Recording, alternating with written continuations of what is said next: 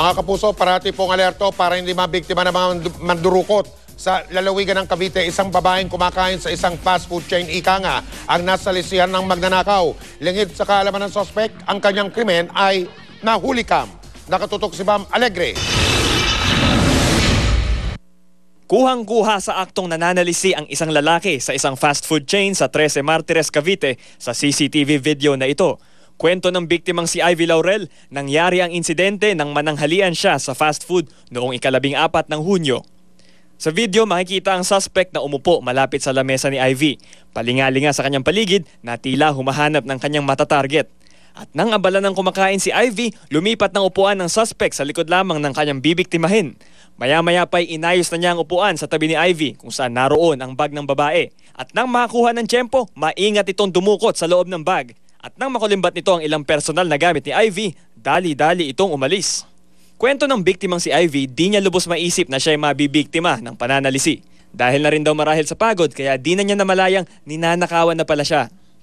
Pagkasakay ko ng jeep, yung kukuha na ako ng pamasahe ko, ayun, pagtingin ko po, wala na po yung wallet ko, bumaba po ako agad. Bumalik ako dun, tanong po ako sa crew nila. Tapos sabi nung crew, sige po, titingnan po natin sa CCTV. Ayun, sinabi nga nila, ma'am, nadukutan po kayo. Sabing ganon. Bali yung wallet ko po, tsaka isang cellphone po.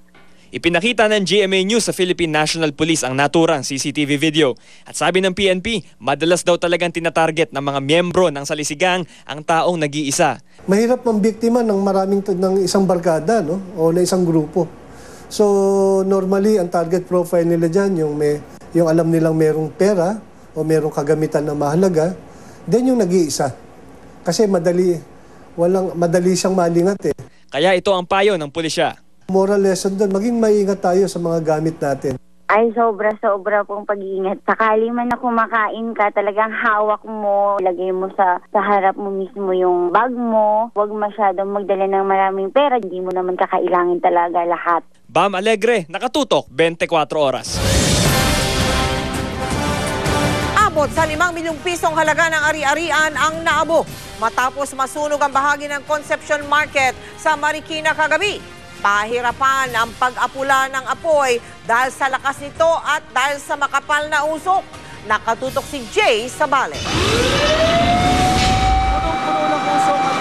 Balot ng usok at nilamon ng naglalagablab na apoy ang Concepcion Market sa Marikina mag-aalas 11 ng gabi. Pilit nilalabanan ng mga bumbero ang apoy.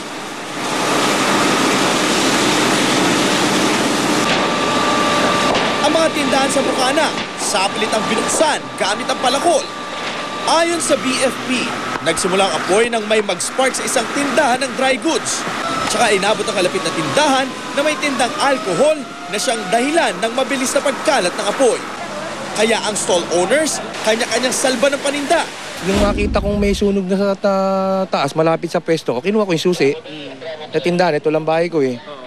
Di pagdating ko, kalat na. Sa lakas ng apoy, mahigit 20 minuto pa lang ang nakakalipas. Idineklarang Task Force Alpha ang sunog. Nasa loob tayo ngayon ng Concepcion Market kung saan kasalukuyang nasusunog ito. At kung makikita nyo sa aking likuran, busy-busy ang mga bumbero na apulahin ang apoy. Isa ang jewelry store na pag-aari ni Jill de Guzman sa nadamay. Ang mga bumbero, isa-isang ibinibigay ang mga alahas na kanilang nakukuha mula sa tindahan kay de Guzman.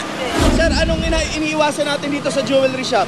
Yung damputin ng mga standby. Maglalagay na kami ng perimeter. Dahil makapal ang usok sa loob at malakas ang apoy, di naging madali ang pag-apula sa sunog. Mahirap po dahil yung apoy malaki at saka nag-spread kagad. Ang mga bumberong ito, nagsuot pa ng mga maskara at may sukbit na oxygen sa kanilang likuran. Sa loob, wala kang makahinga ka kung hindi ka mag-PA.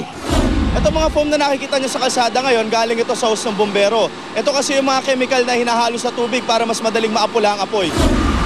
Alas 12 ng hating gabi nang ideklarang under control ang sunog. Dumating naman ang sinasabing may-ari, subalit tumanggi siyang magbigay ng pahayag sa media. Pasado alas 6 ng umaga kanina, muling nagkaroon ng makapal na usok sa loob ng palengke. Agad balik ang mga bumbero para agapan ito. Chase Sabale, naka-alerto, 24. Nangamatay ng halos kalahati sa mahigit 1 milyong semilya o yung tinatawag na elvers ng igad. at itatangka sanang ipuslit na mga yon papuntang Hong Kong kung inyo natatandaan kamakailan. Ang mga nabuhay naman ay inaalagaan ngayon ng Bureau of Fisheries and Aquatic Resources o BIFAR. Ika nga'y in demand pala ang mga ikat sa ibang bansa. Isa sila sa pinakamahal na putahin sa mga restaurant. Nakatutok si Cara David. Mahigit 1 milyong elvers o baby freshwater eel ang nakumpiska kamakailan ng mga otoridad sa NAIA. Illegal sana itong ipupuslit patungong Hong Kong kung hindi naaktuhan ng Bureau of Fisheries and Aquatic Resources o BIFAR. Agad na dinala sa research center ng BIFAR sa Tanay Rizal ang mga nakumpiskang igat, pero sa kasamaang palad, halos kalahati daw nito namatay. Kasi ang tagal na kasi niya from 5 o'clock AM siya na-intercept and then nadala lang sa Tanay ng 4:50 PM and then it reached Tanay at about mga 7 o'clock. So maitim na yung tubig, meaning to say meron na siyang may namatay na talaga.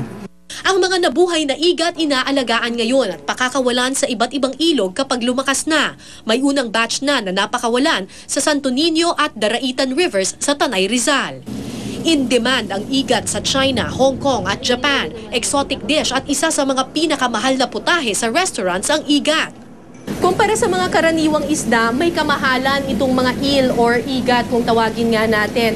Dito sa mga Chinese restaurants, ang 1 kilo ng igat ay nagkakahalaga ng 1,400 pesos. Hindi kasi ganon kadali na magparami ng mga igat.